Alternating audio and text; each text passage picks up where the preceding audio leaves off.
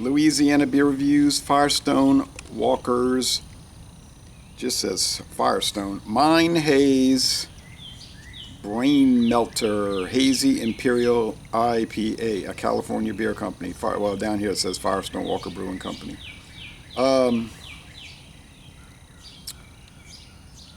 Introduced in 2024, so I haven't watched any videos yet, but I plan on it. Untapped and Beer Advocate giving it a B to B+, so they like it, but they're not amazed by it. Hazy Imperial India Pale Ale, here's the legal disclosure. Hazy Imperial India Pale Ale, 8.5% alcohol, Paso Robles, California, United States of America, Firestone Walker Brewing Company. Canned exactly 1 month ago at 9:26 a.m. This was sent to me by Firestone Walker. We don't get their beers in this part of Louisiana. I think Western Louisiana might.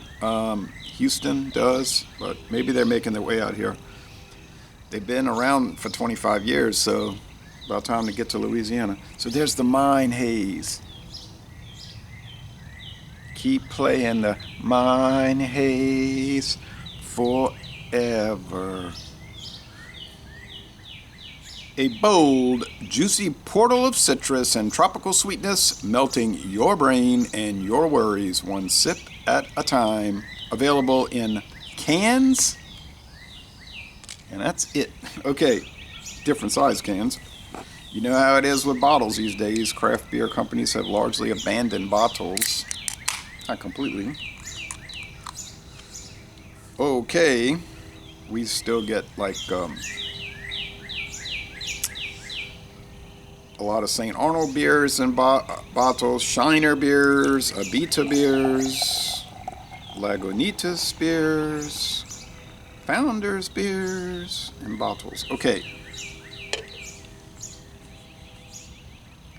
Citra, Mosaic, and Vic Secret hops in a proprietary malt blend that they don't disclose. So it's a soapy, like dishwashing liquid look at the top, and it's very thick, as you can see. It's off-white. Now it's a cloudy, overcast morning, so we don't have the best light, helping keep the heat down though. And it's an opaque orange appearance. Look at that opaque orange. Now a lot of these high alcohol, low IBU, because there's 35 bitterness units on this item, IPAs so-called, they come across to me tasting like American strong ales. They don't really come across like India Pale Ales, but I don't think they're going to market it as like Mine Haze high gravity malt liquor ale. But some people have said all these 19.2 ounce stovepipe cans in all the convenience stores, and they're all running 8.5 to 9.5 up to 10 even. They say that's today's high gravity malt liquors, except they're ales, and a lot of them have flavoring, whereas the traditional malt liquors were not flavored. Okay.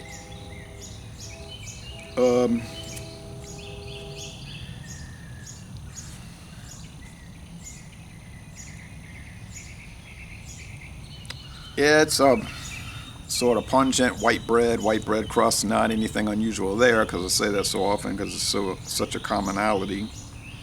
Little fruitiness, hop fruitiness. It smells nice. Seems to be lining up with Beer Advocate right about now. They're saying 8.9 out of 10, 89 out of 100, very good. Sun is breaking through the clouds now.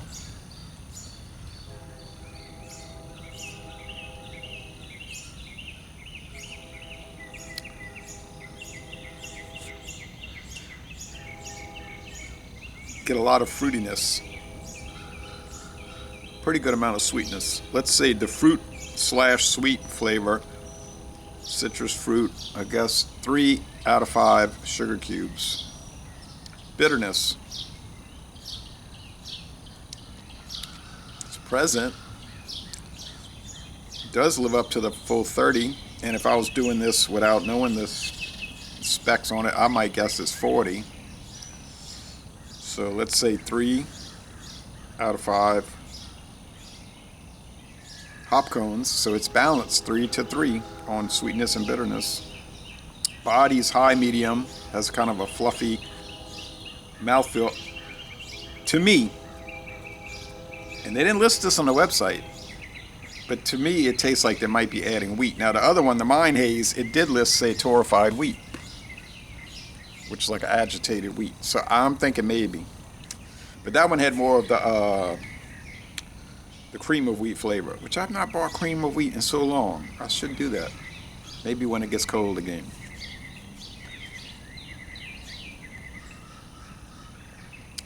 Oh, here's the sun now.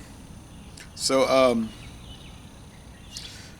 but is it very similar in many ways to the Beta Alpha Gator, which went from 8.5 up to 9 after 1 year? But that one says malt beverage with natural flavor. It says it on the legal disclosure on the side of the can. The front, the marketing part, says India Pale Ale. The Voodoo Ranger series with their strong 8.5s to 9.5s. Many of them say malt beverage with natural flavor. The Goose Island ones, like the Tropical Beer Hug, 9.5. It's very similar to those. And I'm sure I'm skipping over a bunch that are out there that are all so very similar. Do they all have a good flavor? Yeah. And then Abita has one called Rideshare, which is a triple version, coming in high, I think at 10, but only in the 12-ounce bottles from what I can see. The 19.2-ounce format is not a good format for me. I don't want that much alcohol in a setting. Getting 7.2 ounces extra of a high gravity ale in this case in. I mean, it's not going to bulldoze you like a high gravity lager at 9 or 10, like Earthquake, because something about the lager delivery to the bloodstream will really knock you. But you won't drink those too much because the flavor is not going to entice you to do it. That's why they're nicer. The flavors are more inviting. I don't know how much Hurricane High Gravity at 8.2 a person could drink. It's kind of a rough cut lager, adjunct lager. Not a bad one, just a little rough cut by design, I would think. But you get these sweet ones, and you get people with a sweet tooth with all these fruit flavors, and they might get into trouble with it. And then people that just straight up don't like beer flavor, they put these out there at 10, 12, even the MXD. And those are usually ales, cheap, flavored malt beverage, ale base. But they're jacked up with all kind of natural flavors and even coloring sometimes. Those are really designed for bad decisions, I think. The company's going to say, we don't promote that. We're all about, deep speculative tasting. If they want to abuse it, that's on them. We don't encourage that. I'm sure in Scotland, in England, Buckfast Abbey is saying, well, I've read their website, we're not encouraging any kind of bad tonic wine consumption. I'd like to find that one here, but I don't think it's ever been exported to the USA. And I've never known of an American tonic wine. Anyway, it's of the ilk. This one is of the ilk. Does it stand out as especially different or better? No. Same old goodness. But they come across, ultimately, this whole series from all the different companies, this whole sub-style, they come across sort of dull. To me, this is my opinion. And I said this about so many, you could check me on that. Solo reviews and duo. They come across kind of bland. and just sort of blah, which goes along with bland. So it's good.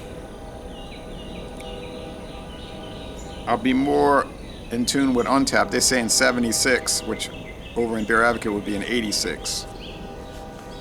I don't know if it's very good. I'll say it's good, and I appreciate you, Firestone Walker, sending me this beer. But they didn't send it with a caveat. They didn't send a letter saying, now look, you need to give it a very, very, very, very, very high score if you expect to get any more. They didn't do anything like that.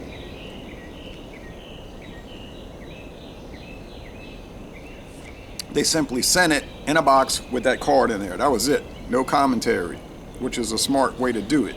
You know, let the reviewer decide. So, would I recommend it? I would recommend it if you like these kind of things. They get kind of chalky in the undertaste. Much worse with lagers. But it's there a little bit. It's there a little bit. You salted him a little bit. I wouldn't drink it regularly. I do have 3 cans left. I would like to do a dual review with my friend David. I kind of can predict what he's going to say. Maybe I could bring 1 can for like when we do our weekly series where we do group examinations. I could bring it for Super Sunday or the Wednesday if we do Wednesday night ales or something. Well, I'm not going to waste it. Well, why would I waste it? I'm saying it's good. I don't waste good beer. I don't even waste bad beer. So 8.6, I think it's fair. A good product. I checked Total Wine and they were selling the Mine Haze 6-packs for like $10.99. So I guess they're all about the same. So $10.99 a 6-pack. That's right in line with where it should be at this time in history. So yeah. 8.6 out of 10, Laissez-les, Bon Temps Relais, and I'm going to end this review by saying y'all go to California and take a Firestone Walker brewery tour, which of course I would do as well if I went out there. Thank you.